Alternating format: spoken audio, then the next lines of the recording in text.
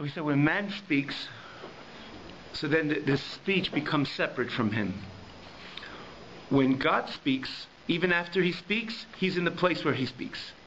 So ultimately, before davening, or in the beginning of davening, it says, we say that you, Hashem, are there prior to Hashem, you creating the world, and you're the same God that is there after you creating the world.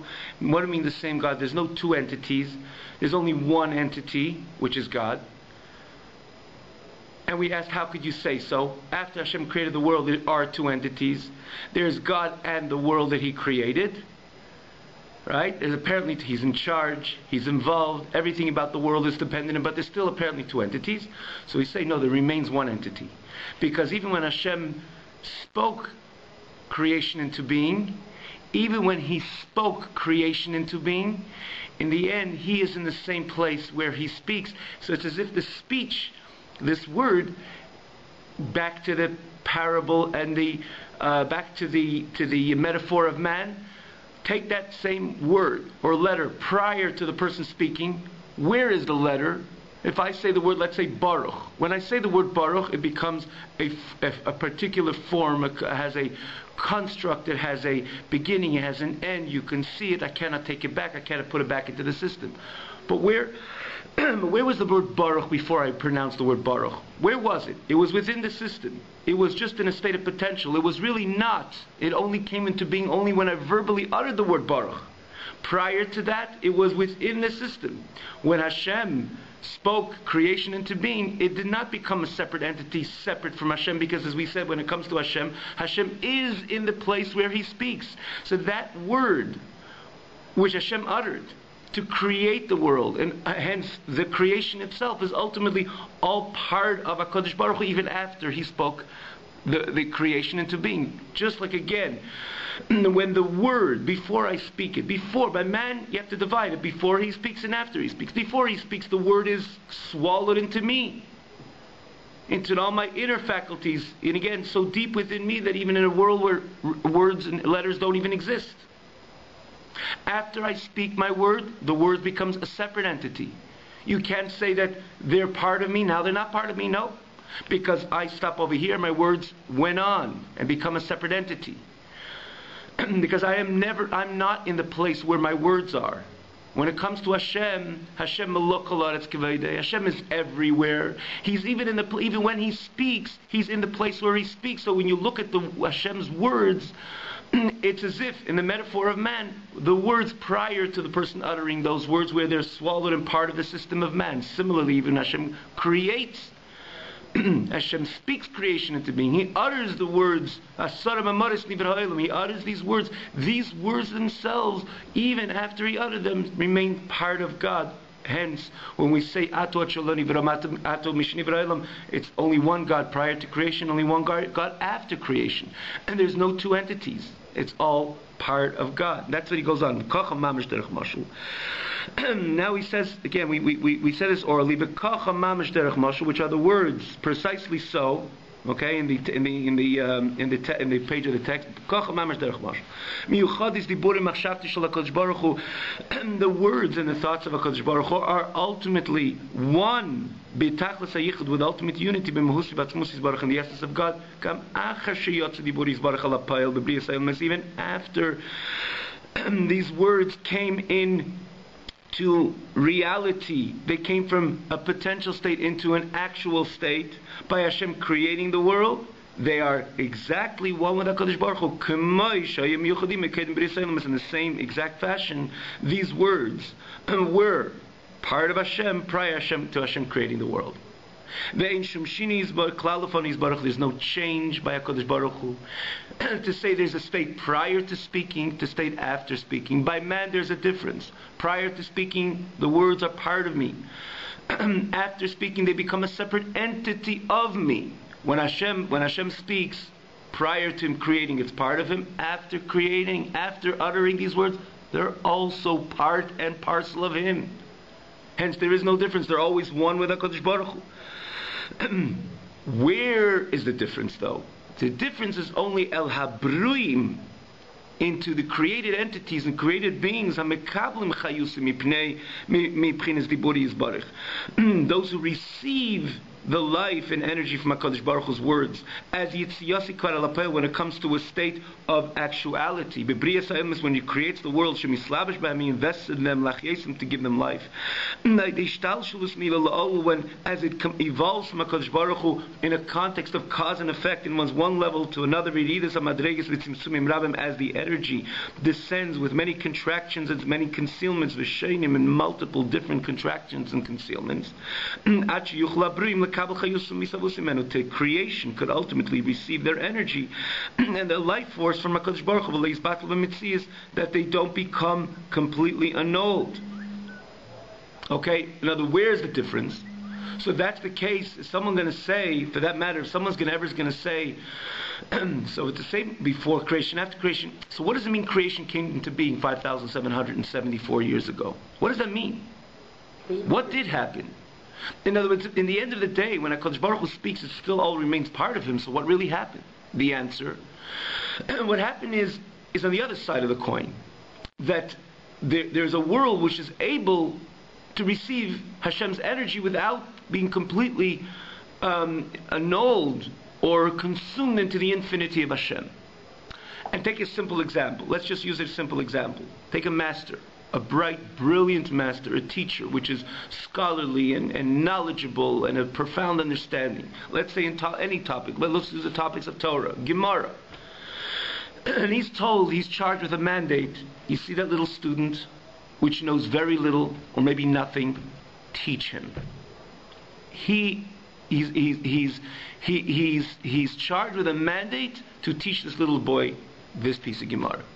Imagine he opens the Gemara and he starts reading the Gemara the way he knows Gemara, the way he knows it. The child will be clueless. He will have no better understanding a minute before the class and to an hour within to the class, because it's way over him. Okay? What does a teacher have to do? A teacher has to start contracting, which means concealing his profound knowledge, and put one barrier after another, or one partition after another partition. It could be the first partition, he'll have a minor concealment over it. It could be still way over the child's brain and understanding. So he has to put it in many, many different ways, many kind of partitions and layers over his profound understanding, till he could form something which could be understood to the child. And with this, he will start the first line and the second line and the third line and so on. And many times, as it says in, for example, in Medrash, many times he will have to use even mishali. Mishali means different parables. And there once, like the Medrash says, once there was a king, as an example. The Medrash uses certain parables when it speaks about HaKadosh Baruch Hu, Moshe Rabbeinu, and there was once a king and he had a good servant, he had a special servant.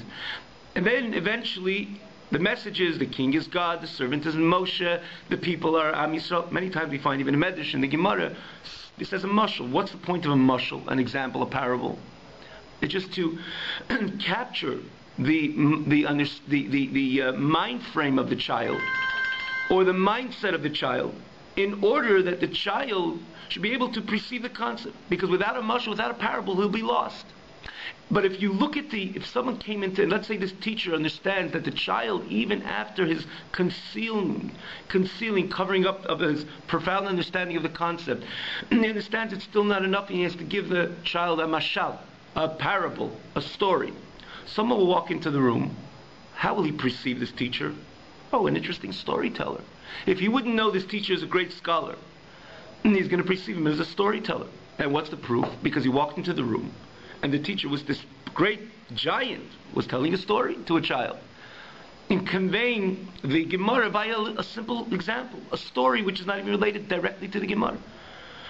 Behind it, behind every parable, behind every mashal, there's the ultimate message. But when someone would come into the room for a moment, or even in the eyes of the child, it's a parable, it's a story, which you don't see the direct connection to the message what the Gemara is saying. Later, as a good teacher, he'll try to make the connection and ultimately give over what the Gemara is saying. But initially, it seems like a mashal. Now, someone's going to say, someone, let's say, knew the teacher before. I say, well, something changed within the teacher. that before he was a great giant. I heard him giving a class of a bunch of goyim, a bunch of knowledgeable prodigies, in other words, special people.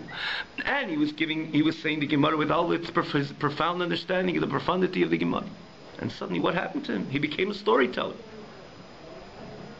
So somebody who's going to see him in these two different occasions, and he said something changed. A wise person will say nothing changed within him. Before he was a giant, and he was a scholar, and even now he's the same scholar. The difference is now he's conveying the message to a child. Nothing changed within him. For that matter, even when he's saying the mashal, let's say this example that we mentioned before, the Medrash, when he says once there was a great king, in his mind, when he says great king, he's already thinking about God. And this great king had a beloved servant. In his mind, he knows it's Moshe Rabbeinu, but he's conveying the message to the child, so he uses a story which is not related directly to the nimshal. But in his mind, he never became a storyteller. He never dropped in his level. To him, he's the same scholar. The difference is to the mekabli. Mekabli means to the recipient.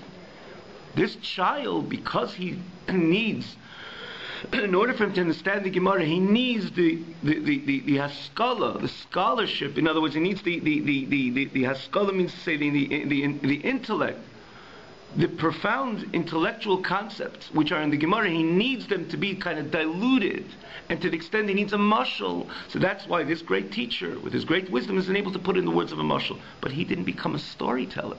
He remains the same scholar. Before he started teaching the child and after he started teaching the child. The difference is El HaMikablim. To the child, he seems like a storyteller. And eventually the child itself will grow older in his knowledge and gain more the omek, the depth of the message, and he'll understand one day, retroactively, no, this wasn't a storyteller. Even the first day when he started teaching me, he wasn't a storyteller. He was the same scholar. But he needed to teaspoon me this information, because if he would reveal the information as it is, I would never understand it. And the child himself one day starts understanding, oh, he was always a scholar. He just needed initially to connect me. That's why he used these different stories. Okay, this is all a mashal. Now this is a parable, right? When we speak about God, when we say that the same God before Hashem created the world, the same God after Hashem created, it's all God in the speech. Even Hashem uttered the words of creation. He created, he spoke creation to being everything is still part of him. So what's the difference? What happened 5,774 years ago? What happened was that Hashem had to teaspoon this reality of himself to mikablim, to created entities. So he had to conceal himself, one level of concealment after another, similar to when someone speaks. You conceal your inner energies till you're able to verbally utter words. You know, sometimes when a person, his inner energies are in full function, he cannot speak. I was speechless, as people say, I couldn't speak. Why were you speechless? Because everything, your inner functions were in manifest, therefore you could not say that word, because speaking is ultimately condensing and contracting your inner energy, inner forces, and that's the way you're able to utter a word. But when your inner forces are in full manifestation, you can't speak. So Hashem had to speak creation into being. So Hashem had to conceal himself with many tzimtzumim, like he says, many concealments, in order for what? That the mekablim, that creation should really be able to, there should be a creation, and this creation should be able to exist and not be consumed into the infinite light of HaKadosh Baruch Hu. Similar to the example we said, if the teacher will start speaking the Gemara the way he understands it, the child will never pick up anything. So God had to conceal himself, one concealment after another, in order to speak creation into being. Just as Mekablim, in other words, there should be a reality, an entity of creation, which should be able to continue to exist, not be consumed into the infinite light of Hashem.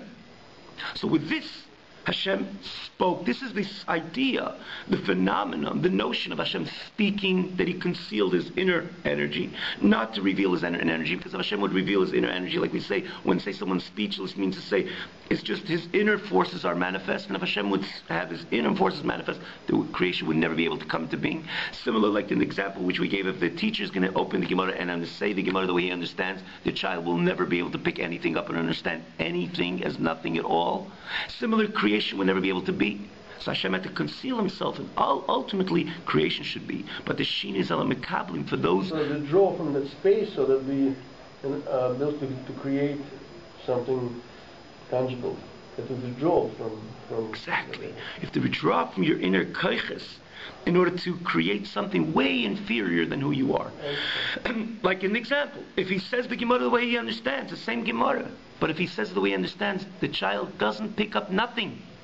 In this case, in our case, if Hashem would just reveal himself as he is, creation would never be able to be, like you say, a tangible and concrete or palpable creation, physical creation, will never be able to exist. So Hashem had to conceal his inner light and ultimately express himself in the most inferior way possible, which is again the idea of speech. Speech is one of the most inferior ways of a person expressing himself. Not for God, maybe. There could be, in other words, the formation of speech. You know, sometimes it says, the pasuk says, "Nafshi yotza bedabrei," that his soul could be conveyed within your speech as well, which is ultimately the message that the inner dimensions of God should be ultimately be conveyed via creation as well. There is this concept of by a person that through his speech you saw his soul. Okay, through his speech you saw his soul. You know, the soul came through his speech. That's when you could put through the inner dimension of man ultimately via his speech. And even, by the way, just jumping to the ultimate message, this is what Hashem's message as well is. He creates a world, and then he gives the Aseres HaDibros, the Torah, which is part and parcel of him. So his essence will ultimately come through the world itself. Again, back to the mashal, the child will one day pick up the message that his teacher's not a storyteller, that he has a profound message, which is the message of the Gemara, but it had to come initially through these cover-ups or through that story, which ultimately was the first stage for him to ultimately just to connect, and eventually the inner messages come through. But we're talking about in a simile, when a person speaks, his soul could come out through his speech, and this is what Hashem's ultimate objective. There should be a dir v'tachtenim, a dwelling place in this world, that his core, his essence should come in within creation, and creation should be able to touch the divine. Yet we're talking about the formation of speech. When you have to form letters are an exterior expression of man. You have to condense and conceal your inner kochot in order to establish the formation of letters. Eventually, you could convey your inner self via these letters. But we're talking about the formation of letters, a very external expression, which is again in the parable we gave, the story. Or God had to speak, in other words, lower himself into inferior letters and words in order that creation, the way it is, the physical creation, should never come into being. So the whole change is on Mekablim to the student. The master didn't change, and Hashem as well didn't change. So that's what we say, that ultimately, have a good night.